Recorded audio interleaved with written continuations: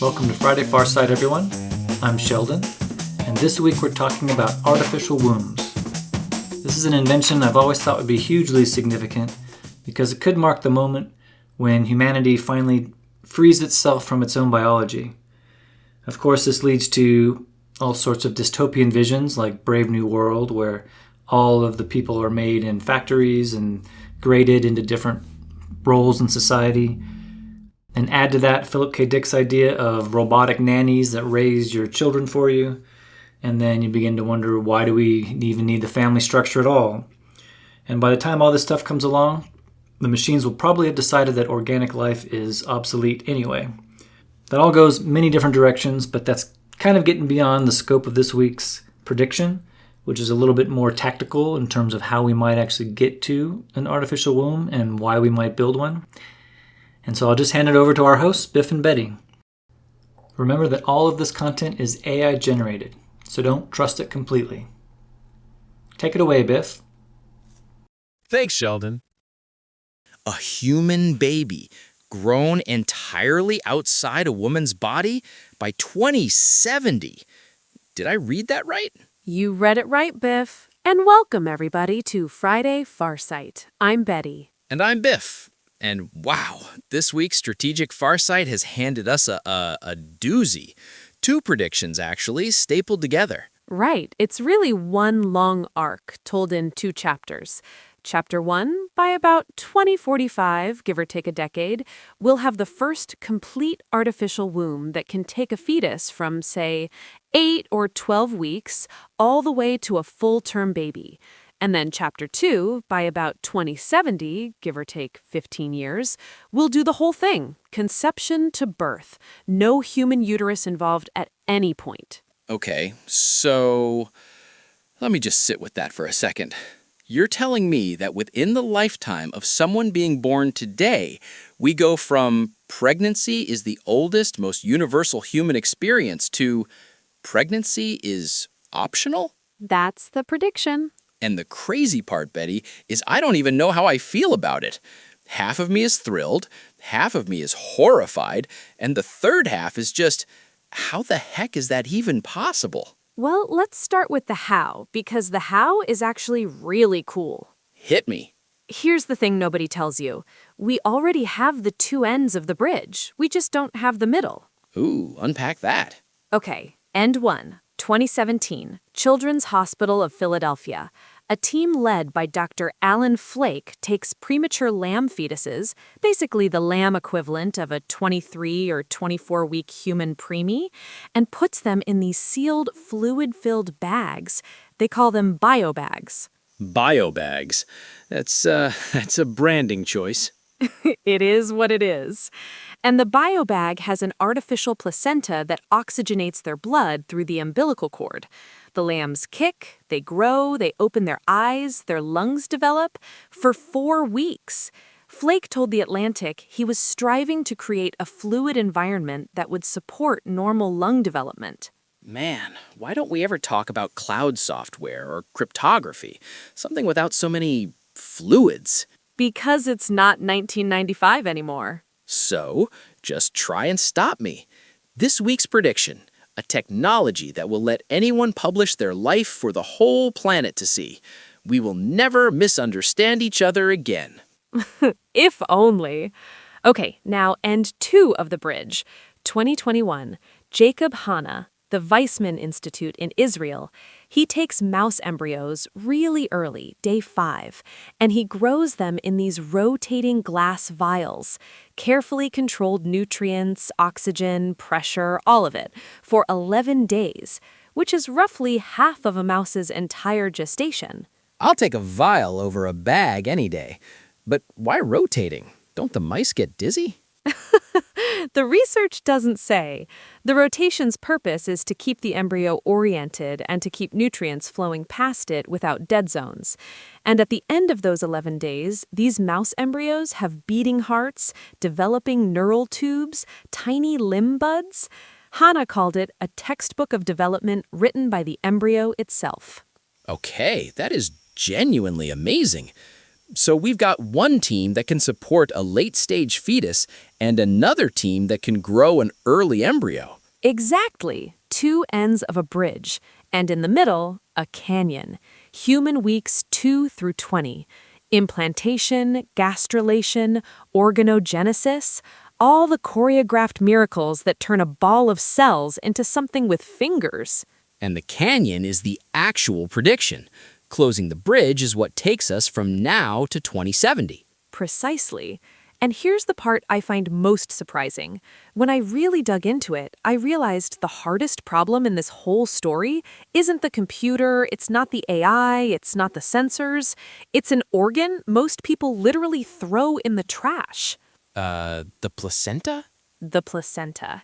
Dr. Carlo Belletti, a reproductive medicine expert, told MIT Technology Review that the placenta is probably the most complex temporary organ in the body. Hold on. I was always told the placenta is like the baby's DoorDash. Food goes in, waste goes out. DoorDash and weekly trash service. How complicated can it be? Biff, the placenta is an endocrine gland.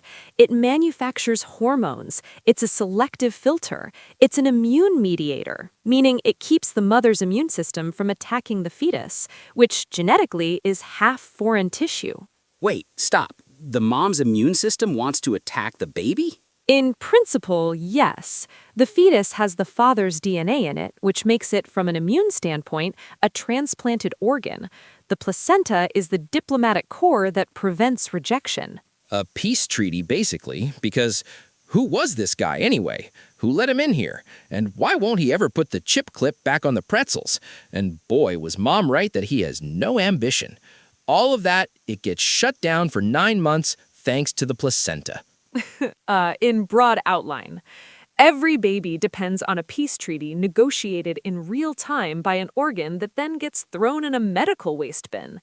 And that's before we even get to gas exchange, hormone production, waste removal, HCG, progesterone, estrogen, dozens of others, all in a precisely timed sequence that changes week by week. So when you say build an artificial placenta, you're saying build a cathedral where every stone changes shape over 9 months. That's a better metaphor than mine, Biff. Yeah, and now you see why this isn't a 10-year project.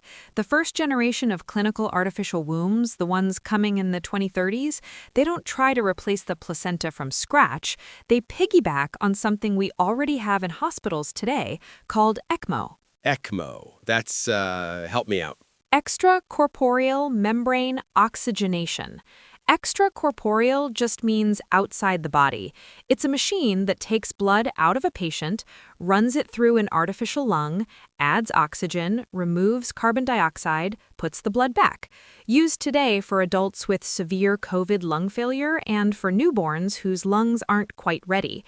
The early artificial wombs are a gentler, more physiological version of ECMO, designed for a fetus. So the 2030s version is like a really fancy NICU incubator that fakes being a womb from the neck down. Exactly. It takes a 22 or 23-week preemie and gives them a few more weeks of development in fluid instead of the harsh, air-breathing environment of a NICU. A company called Eve Therapeutics, a spin-off from the BioBag research, is already working toward FDA approval for something like it. And real talk, a NICU is a traumatic place for a preemie. Bright lights, dry air, tubes everywhere. My cousin Roy's nephew was in the NICU for 4 weeks, and it was brutal for everyone involved. And the survival statistics tell the story. A baby born at 24 weeks today has maybe a 50 to 70% chance of surviving, and many of the survivors have serious disabilities. Just pushing viability back to 22 weeks reliably would save thousands of kids a year. So that's the hook. That's what pulls the whole field forward. That's what pulls the whole field forward. And this is where my first big aha came in. There is no moonshot for ectogenesis. There's no Manhattan Project. Nobody on Earth is announcing Project Artificial Womb. What's happening is compassionate medicine is dragging us toward it, one premature birth at a time. Whoa. So the prediction isn't really about scientists deciding to build something. It's about the moral weight of saving preemies slowly redrawing the line of what's possible. It's like how the interstate highway system started as a defense project and ended up reshaping suburbia. Nobody voted to build suburbia. That's exactly it. And each time you push viability earlier by 1 week, the next tragedy is just sitting there waiting, the 21-week preemies. So you push again. It's a ratchet. You can only turn it one direction. It's a ratchet, and it takes us from 24 weeks to 22 to 20 to 18. At some point, this is Strategic Farsight's Chapter 1. The ratchet meets a system that can take a fetus at 8 or 12 weeks all the way to term. 2045, give or take a decade. 2045, give or take a decade. Then Chapter 2, the complete system that starts from conception. That's the harder, weirder, more controversial goal, 2070. Okay, I gotta play the skeptic for a second, because I've heard medical breakthrough in 20 years a lot of times in my life, and most of those breakthroughs, they just never showed up. What are the reasons this doesn't happen on schedule? Good question. 3 reasons. I love a list. 1. The middle trimester. Weeks 12 through 20 are a biological wilderness. Epigeneticist Nessa Carey has pointed out that we keep discovering new ways the maternal environment shapes development, metabolites, mechanical forces we barely understand, and microchimerism. Wait. Micro-whaterism? That sounds like a Marvel villain. Microchimerism, and it's one of the most astonishing things in modern biology. It turns out that during pregnancy, some of the fetus's cells migrate across the placenta into the mother's body, and some of the mother's cells go the other way into the fetus, and they stick around for decades. Researchers have found male DNA, fetal cells from sons, in the brains of mothers whose sons were born 50 years earlier. Stop. I'm not kidding. Wait, in their brains? Like actually crossing the blood-brain barrier? Crossing the blood-brain barrier, embedding in the tissue, still there half a century later. That is bananas. It's why they call it microchimerism, after the chimera, the Greek mythological creature that was part lion, part goat, part snake. You are, in a small but very real way, a chimera, Biff. You're carrying some of your mother in your actual body. So my mom might have some of me in her literal brain right now? Probably, yeah. That is the most beautiful and the most freaky thing I've heard all month. And the point is, an artificial womb can't do that. Correct. It's a biochemical exchange we barely understand and certainly can't replicate. And nobody knows if those maternal cells are doing anything important in the fetus. Are they shaping the immune system, the brain, or are they molecular souvenirs? We don't know, and we don't know is a lousy answer when you're trying to design a machine to replace a process. So reason 1 is there's a whole biology we haven't read yet, and the artificial womb is trying to translate a book we can't fully read. That's a really good way to put it. Okay, reason 2. Go. The 14-day rule. For roughly 40 years, there's been an international scientific consensus, codified in guidelines from bodies like the International Science for Stem Cell Research, that you do not grow a human embryo outside a body past day 14. Why 14 specifically? It's when the primitive streak forms, the first sign of a body axis, the moment when the embryo becomes an individual that can no longer split into twins. It was meant to be a bright line that everyone agreed not to cross. And to build a full artificial womb, you have to cross it.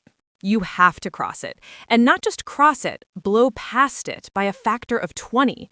To even study implantation in a synthetic environment, researchers need permission to go out to day 21, day 28, day 60, a consensus that took 40 years to build, and you have to renegotiate the whole thing. Bioethicist Rosalind McDougall put it really well. She said we're maybe 20 or 30 years from the technology, but 50 years from the ethical and regulatory framework. Ouch. So the science might be ready and the rules are still lagging 2 decades behind. Which brings us to reason 3, motivation. Because unlike cancer or heart disease, there's no unified political push behind this.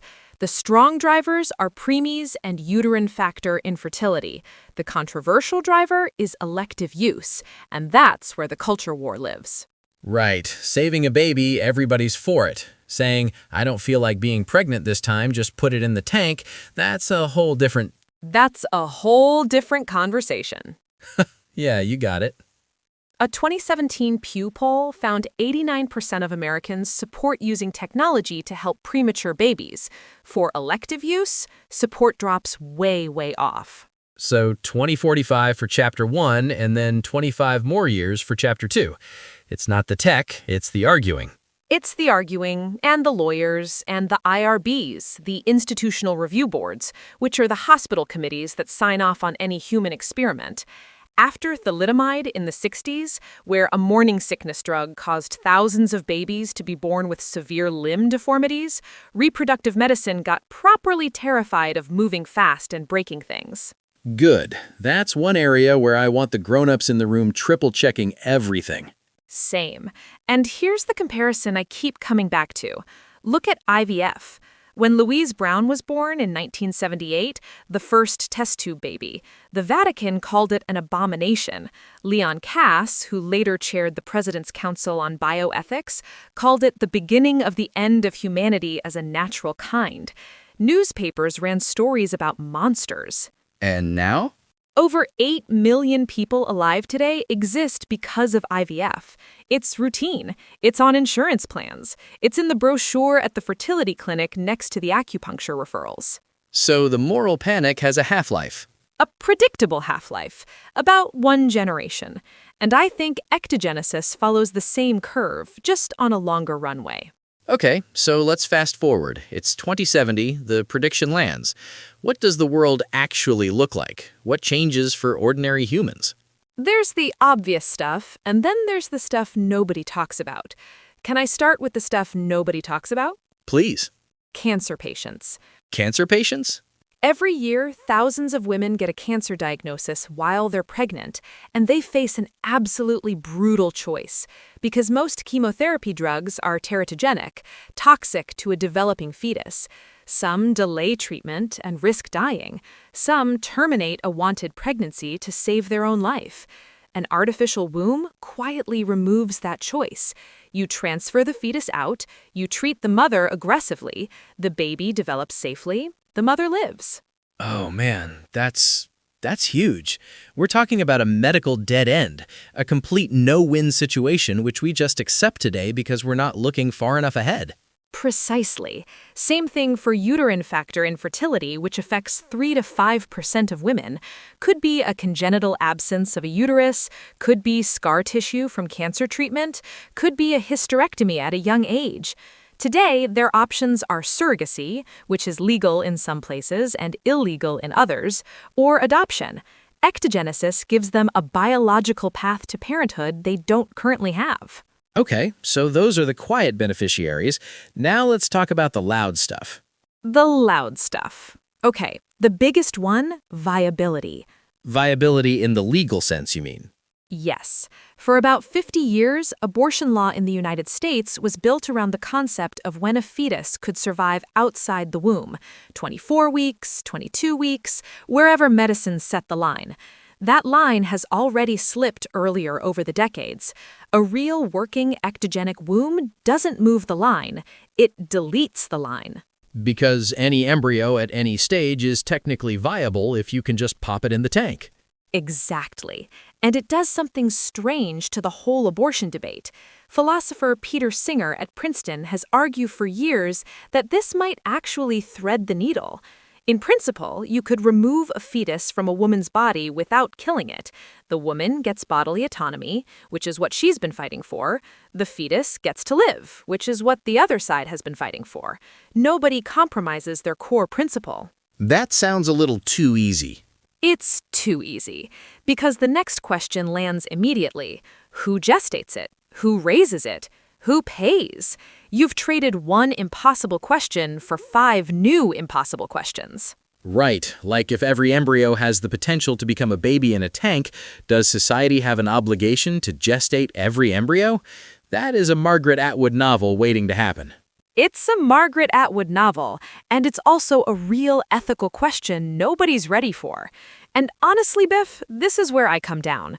The optimistic version of ectogenesis, the version that gracefully solves the abortion debate, I don't believe in.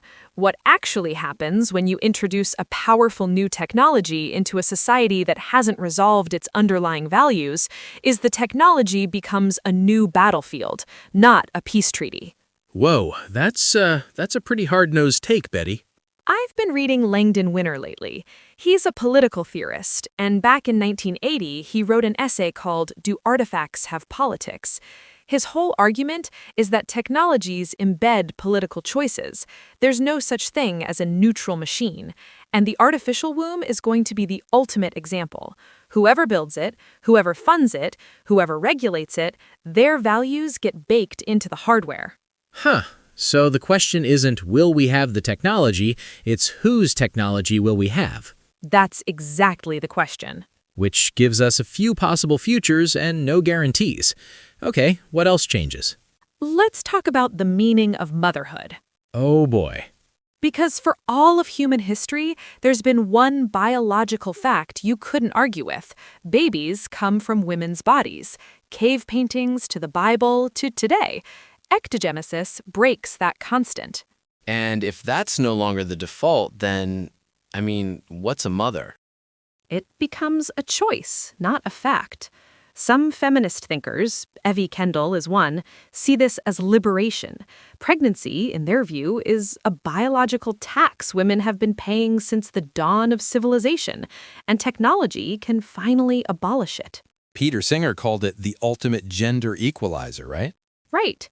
Whatever career penalties, physical risks, health consequences come with being the only gender that gestates, those all go away overnight if gestation is outsourced. But not every feminist is on board. Not every feminist is on board.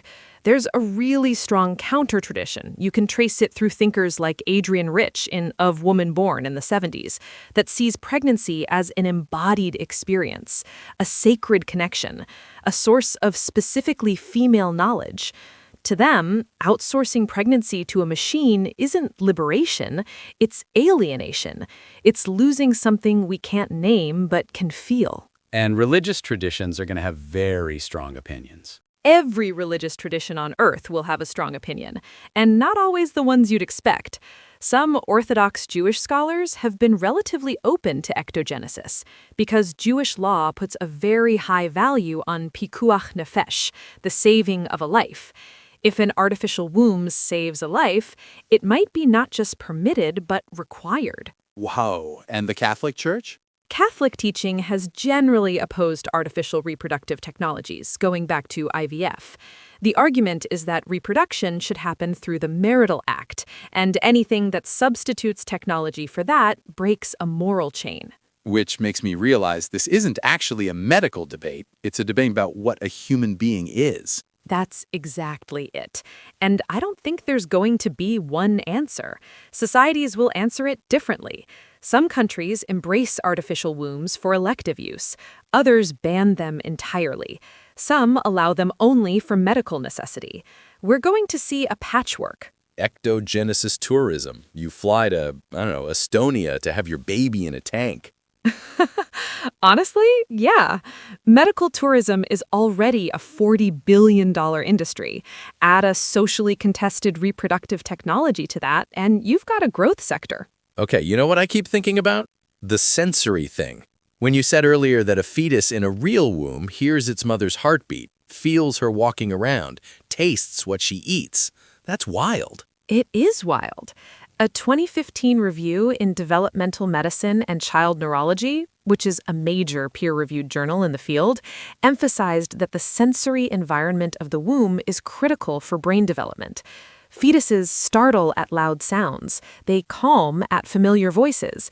Newborns recognize the theme song of a TV show their mother watched during pregnancy. Wait, the theme song? Like the... Real experiment, not kidding. So if the fetus is in a tank, what does it hear? Just the humming of the coolant pump? That's a real design question. First, artificial womb systems will probably play recordings of maternal heartbeats, pipe in rhythmic movement, maybe read books to the fetus, which is kind of sweet and kind of unsettling at the same time. It's like a pregnancy playlist, but literal. And, I mean, what do you put on the playlist? Some ambient Brian Eno? The collected speeches of Martin Luther King? 9 months of NPR? You're programming a human being before they even have a skull. And the really open question is whether any of it works, whether the first generation of tank-gestated humans are identical to babies born the traditional way, or whether there are subtle differences we only notice in their 30s and 40s. That is the longest longitudinal study in history. For sure. And the cruel fact is, by the time the data comes in, a whole generation is already tank-born. Right, the cost of being first. Okay, let's talk access. Because every futuristic medical technology starts out insanely expensive and only slowly gets cheap. Yes. The first successful complete ectogenesis is going to be a research event, not a product. Millions per gestation. Available to almost nobody. So at first, it's like the first heart transplants. Christian Bernard in South Africa, 1967. One patient, a ton of media, and then a decade of experimentation before it became a normal thing. Exactly the right comparison. Over decades, assuming the tech works, costs drop. But drop to what? If they settle at $200,000 per birth, ectogenesis is a luxury good, and we get a literal two-tier reproductive system. Rich people grow their kids in tanks with perfect nutrition, perfect monitoring, no morning sickness. Everyone else is still doing it the old way. That is the plot of a dozen science fiction novels. Most of which don't end well. But you could argue the opposite. Maybe it eventually becomes cheap, and it's the women in rural areas without hospital access who benefit most, because you can install one of these tanks anywhere you have reliable electricity and a trained technician. Yes, that's the utopian case. Like how cell phones leapfrogged landlines in sub-Saharan Africa. You skip the infrastructure investment. You go straight to the new thing. In places with high maternal mortality, ectogenesis could be the most important medical technology ever introduced. Because about 800 women a day die from pregnancy complications worldwide right now. 800 a day. That's the casualties of a 9/11 every 4 days, every year, forever. A number that should haunt everyone in global health. And it's part of why the developing world might actually adopt this faster than the rich world once the cost curve bends. That's a twist I didn't see coming. Me either when I first started thinking about it. The conventional wisdom is rich countries get the new tech first. But for an artificial womb, the humanitarian case is overwhelming in places where maternal death is an everyday tragedy. Okay, Betty. Big picture, when you strip it all back, what does it mean, spiritually, for humanity to be able to make people just by deciding to do it and putting down a credit card? Honestly, I've been chewing on this all week. Yeah? I think it's the most profound change to the human experience since we invented agriculture. Because birth is not just a medical event. It's the one experience every human being has in common, the oldest ritual on Earth. The first Neanderthal grave we ever found in Shanidar Cave in Iraq was decorated with flowers. Nobody really knows why, but one guess is that it was a funeral, which means even our closest human cousins understood that we come into the world and we go out of it, and both events are sacred. And now the first half of that equation is up for renegotiation. In so many words. We're about to take the most primal thing human beings do and make it a piece of equipment. A better piece, maybe. A safer piece, maybe. But a piece of equipment. One more gadget designed to remove any real struggle or emotion from our lives. Maybe. Or maybe, Biff, maybe it's us finally caring for children even before they're born with the same care we take when they're in the NICU. The same ICU technology we're grateful for when a loved one is sick, just pushed earlier in the timeline. It's both, isn't it? It's both. The most intimate thing humans do and also a piece of medical equipment. Both. And I think that's the tension this technology is going to force us to live with for the rest of the century. You know, I started this episode thinking the artificial womb was a science story. I'm ending it thinking it's a story about what we're willing to let go of and what we're not. Well said, Biff. Just reading off the teleprompter. All right, that's our time for today. Thanks for joining us on Friday Farsight. As always, folks, if you want to read the full predictions, head over to Strategic Farsight.